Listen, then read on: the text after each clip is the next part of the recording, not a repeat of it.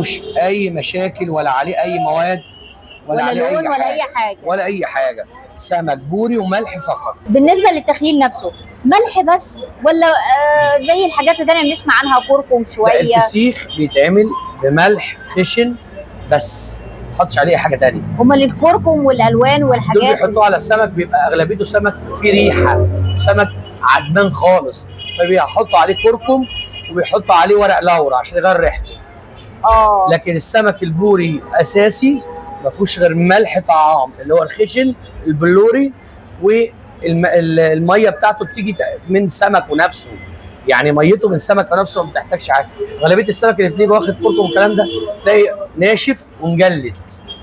لكن ده سمك زي ما حضرتك شايفه كده طري اهو، وبيلمع ومفيش اي مشكله، وحضرتك واقفه قدامي هو مش شم اي شيء منفر. لكن الاسماك دي بتبقى فيها روائح شديده، يعني مش كده بيغرقوها كركم ويغرقوها ورق لورا ويبيعوها في عروض لانه عايز يخلص منها باي شكل. يعني انت لو تنصح الناس بقى ان هو وقت ما يشتروا ايه؟ بص يا فندم، اللي بيشتري يشتري من محل يكون قديم في الصنعه ويكون عنده جوده عاليه، ويبعد اكتر عن الفيليهات اللي هي ما لهاش اي مظهر لشكل السمكه.